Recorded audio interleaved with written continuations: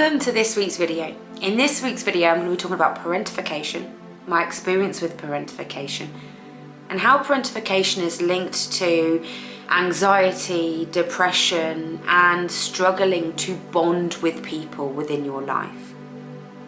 There may be some things in this video that you may link into your own life, and when you feel that, or it may pop up, I want you to feel love and compassion for yourself first and foremost.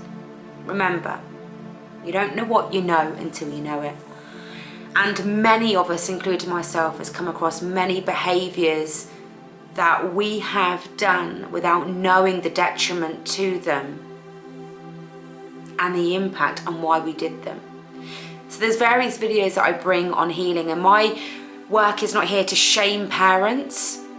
Many people will carry anger and hate for parents, and I'm not here to say that you shouldn't or should. But along our journey, when we start to understand more about the healing, more about the ancestral wounds, and more about why it all occurs, we do tend in time to have more awareness as to how this is passed down. So please do subscribe if you haven't already subscribed. Subscribe to YouTube or TikTok. I am there under the Spiritual Hub, or Facebook, where I have a therapy group on Facebook. Well, it's more of a resources group now. I don't do lives in there no more, but I bring resources such as workbooks, gratitude journals, and resources towards your healing, to becoming aware of behaviours, how they've happened, teaching you to learn more about yourself.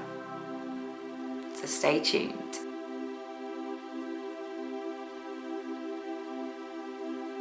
Children are here to learn and be guided by us. They are here to make mistakes. They are here to be supported, but also a parent being a parent state and a child being a child state. But what happens with parentification is the parent parentifies the child in the sense they make them an adult. So children who are spoken to about adult things too often, where they are made to have discussions about other adult members, and they are made to have opinions on adult members, or made to go between other adult members. Children who are spoken to about a partner or a husband, whether it's sexual stuff or whether it's they are used there to be a listener, to be somebody that they offload to. A child who is made responsible for the mental health or support of a parent, cooking and cleaning all of the time. When a parent is not able to look after siblings, the child is looking after siblings. And when I'm saying this, it's really, really hard, because there's lots of families that have to rely on children in certain ways. Because obviously as a family unit, you have to create where everyone helps out and job roles are given, and children sometimes help children and sometimes do the cooking. This isn't parentification that is potentially going to create trauma.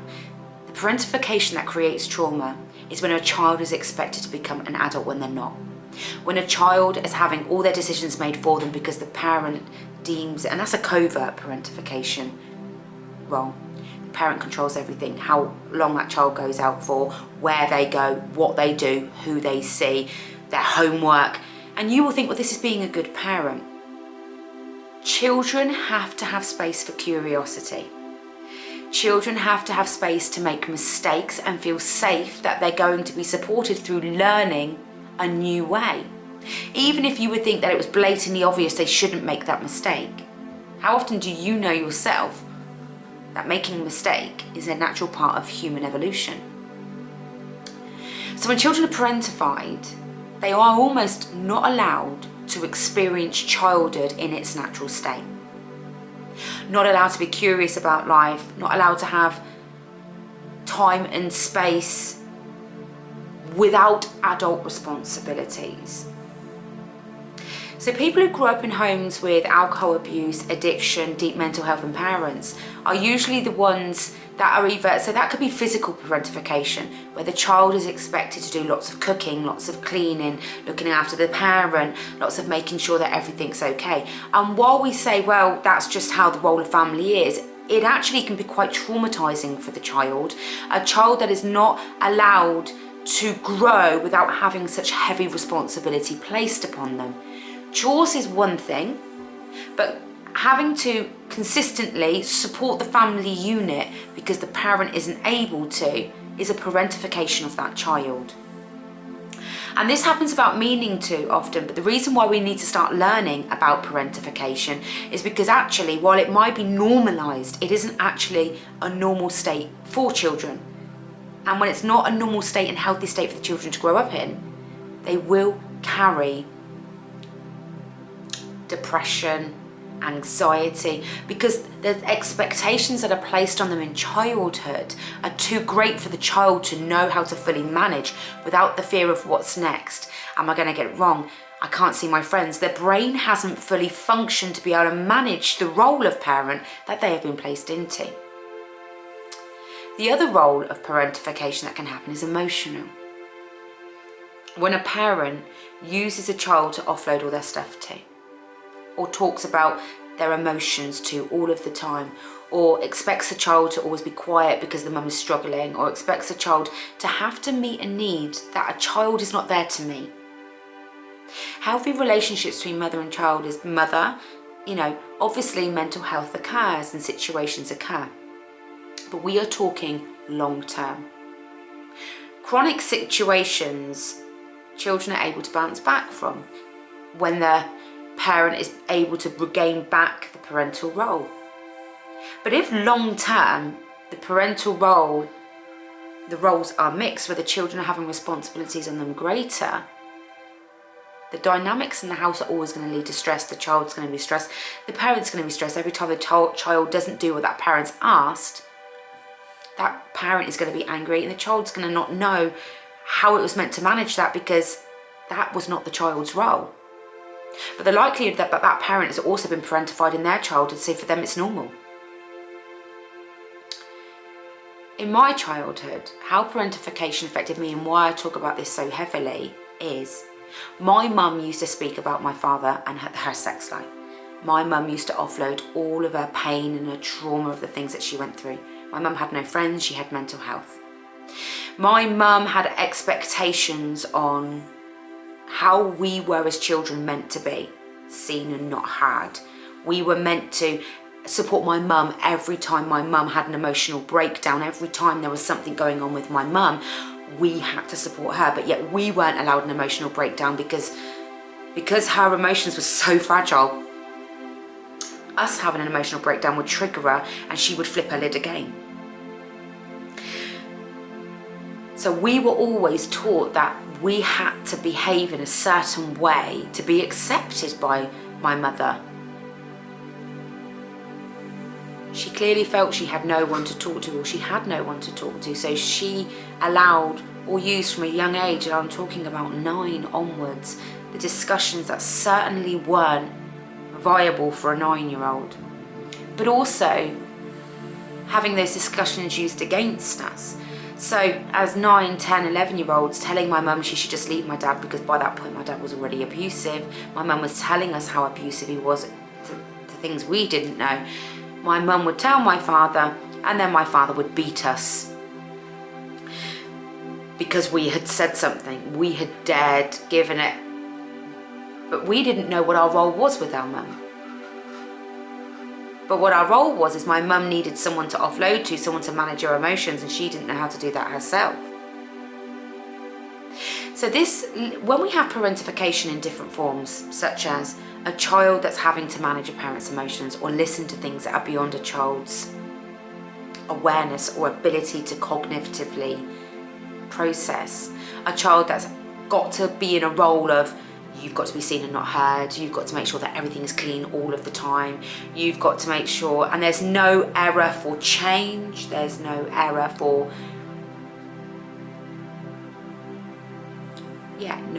mistakes. That child is having to grow up very quickly. Children who are parentified can become entitled. So lots of children who you meet who have been parentified and put in these adult roles, men put young girls in these adult roles, their daughters, as mini wives syndrome. They haven't got a wife around, so the daughter becomes their best friend, and as we grow up then it becomes codependent and parentified, because that daughter is idolizing the father, and no one's going to meet the expectations of what the father has been like, because the father has set this parentified codependent relationship, because the father doesn't know how to get his needs met by women of his age, because a part of him is wounded. And this leads to young people growing up entitled, or entitled to a father's, this is how the situation can happen in step families. The daughter's entitled. Well, I'm entitled, that's my father, and my father will follow me. And the father goes, yes, that's my daughter comes first. Children absolutely do come first. But the entitlement of a parentified child is actually part of the father's problem, or the mother. They have created that child to take on a role that is greater than they have the ability to take on. Parentified children become depressed because they have never learned who they are. They've never learned what their needs are, because their needs were never able to be met, because they were always trying to meet the need of the parent by listening, by not saying anything, by getting the chores done and just being a good kid. Or the kid's then trying to be rebellious, so the child's being parentified, so the child is then in conflict, so the child that was parentified doesn't want to be this good child, so it's constantly rebelling against its parents, which creates such a ruckus connection with the parents, and both of them don't know why. The child doesn't know why, and the adult doesn't know why, and that's because the parent is trying to parentify the child and expects so much from that child that the child just cannot, young teenager, young adult, just cannot fathom the sheer amount of expectations that's on them. Parentified children become very anxious, and the anxiety doesn't show necessarily in panic attacks. The anxiety shows in irritableness. The anxiety shows in the need to fulfill certain roles. Well, this is what it was like in my home, so this is how it has to be. This is, stop complaining, get on with it. They then carry on the parentification, sometimes to their children, quite often. Parentification is something passed on. And it's a concept that was coined by a psychologist who was starting to understand family therapy work. And this is why I say it's not so much about shaming parents as it is about bringing awareness to these ancestral wounding. Because in my eyes, yes, I validate that I am very angry with my mother still. But part of me also has to validate that she knew no different. But what we do have is a choice to become more aware, and my mum didn't choose that and still doesn't choose that now. So I have to face my anger and awareness that she didn't choose to be different, because I've had to choose to be different. While I haven't parentified my children, there was other wounds that I did bring to my children. But parentification could have been one of them at some point, but I tried to overcompensate. So some parentified children grow into adults that overcompensate with their children, never let their children do too many chores, or don't allow themselves to share anything with the child in case that child feels too burdened. So we do have to be careful between the fine line of parentification and connection to your children. Talking to your children about things that sometimes are from the adult world isn't a bad thing. It teaches your children awareness, it teaches your children how to manage things, but it comes from a place that you are able to support them through their thought patterns. You are able to recognise that as a child they're going to view things differently, and they're going to view things from quite an immature place. Children need chores.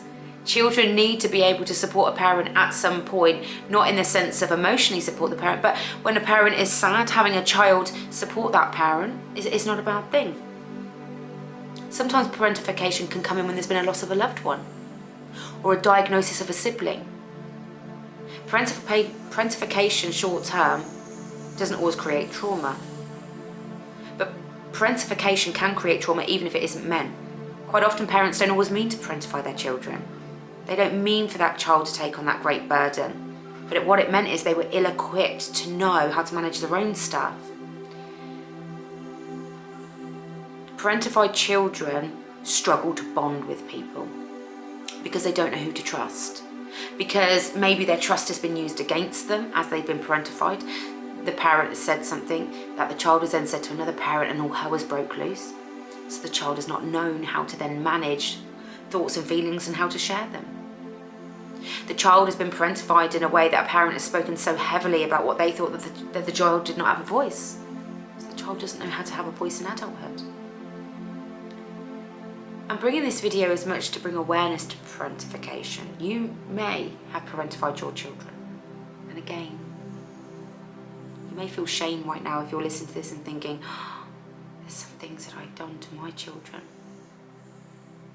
Can I be really honest with you?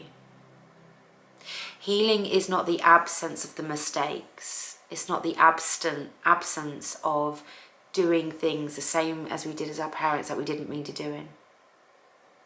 Healing is when we recognise pain and how it's affected us. Recognise the wounds that we've carried on and take accountability for them. That can bring great healing. This may come in your 50s, your 60s, your 70s. And sometimes by that point, you may have lost some people along your way. I work with people who have had children who have walked away and cut ties with them.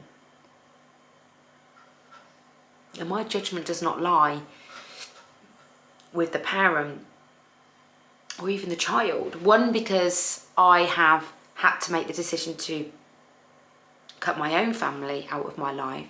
But that was a very heavy decision to make, and one that I didn't make with a lot of contemplation. And one that doesn't mean that it's going to be so set in stone it never changes, depending on the level of growth of my parents or people around them. Because people do have to take some accountability. Now, the people that I work with, they're choosing to take accountability. And even if that healing does not bring them closer or reconnect them to children in their life, it can lead them to totally understand the breakdown of why things have happened. And I try and empower that that's not to bring shame on yourself, that, oh my, you know, it was all my fault. Because there's so many parts to play in our family dynamics and our family systems that we can't take accountability for the version. We can't blame ourselves for the version of us that didn't know. We can take accountability now, but we can't blame ourselves for the person of who we were because we didn't know any different at that time.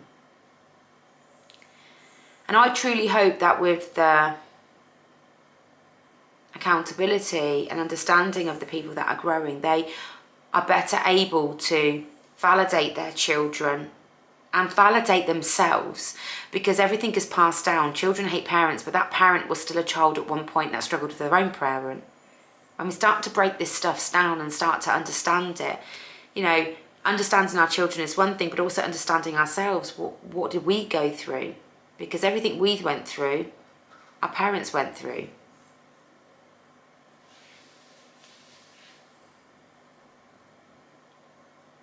Healing anxiety, depression and maladaptive coping mechanisms takes time and it takes awareness.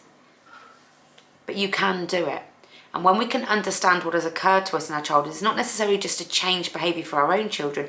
It's so that we can give ourselves the love and validation and compassion that actually we feel this way because of some of the things that have happened. And then we can start healing them. We can't change that that's what's happened to us, but we can start understanding, wow, that's where it's come from. My inability to be able to communicate and bond with people is because I was potentially parentified in childhood, or I had a lot of burden on me, and knowing the cause can really often help to understand the problem, because understanding where something's come from can help you understand why you do it. And then when you have love and compassion for why you do it, not because you're a bad person, because it's all you know, you can then start to change it. And then when you don't change it, because you're bound to slip back in old behaviour, you can have love and compassion for yourself again, because it was ingrained in your generational cycle. Because when we change something, it doesn't mean it never happens again. It doesn't mean we're never ever going to feel that again, or we're never going to slip into an old behaviour. It just means we have to catch ourselves. And how I use that in my own life. When my daughter used to ask me about, how are you feeling, Mum? Is everything okay? What's going on? And I wanted to share with her some of the deeper things. I reminded myself, how did I feel when I had all of that deep stuff shared with me? So I would tell her I was upset. I would normalise that things were going on, but I also continued to recognise that there are some things out of the scope of a child that a child shouldn't have to deal with. When my daughter naturally wants to step in and try and parent her sibling, I recognise how a sibling may feel, the fact that a sibling is trying to parent her, and I recognise that my daughter actually doesn't need to try and take on that role, but naturally she wants to because she thinks she needs to put her sibling in order. Well, actually it's for me as a parent to step in as a healthy parent and say, no, I'm the parent, I manage this, thank you for bringing that to my awareness. While saying something is important, trying to parent your sibling is not going to work. So when we start to understand these behaviours, we can start to heal our own and then recognise how can it impact our family. So I'm hoping that you've taken something from this video. These videos are to bring knowledge and awareness, not shame. There may be shame that crops up when you listen to some of the videos I give, because naturally we carry shame from our wounds and we will judge ourselves so harshly because of our shame. But shame can only be healed when we first start to speak about these things and we start to normalise, not normalise as in it's normal, but normalise it has been normal. These things have occurred and this creates shame in a lot of us, and actually to heal that is to speak it. Healing cannot be done in the dark. Comment underneath if you have experienced this or feel that you may have, experienced it and passed it down, and how your healing is going or what you may have taken from this. I look forward to bringing the next video to you. I say thank you for being a part of this community. It means a lot. It's helping me bring out my wounded healing, because ultimately my work here is to bring to you all of my lessons and healings that I've accumulated over my life so that I can talk about how I'm in one of the best places of my life. And being in one of the best places of my life does not mean things are perfect. It does not mean nothing goes wrong. It means I've built resilience, I've learned emotional maturity, I've learned emotional regulation, I've learned people get stressed and still shout, I've learned to own my anger, I've learned that I need to protect myself sometimes, but I also need to be vulnerable. It means I embody life. We are meant to embody life. Take care and thank you for joining.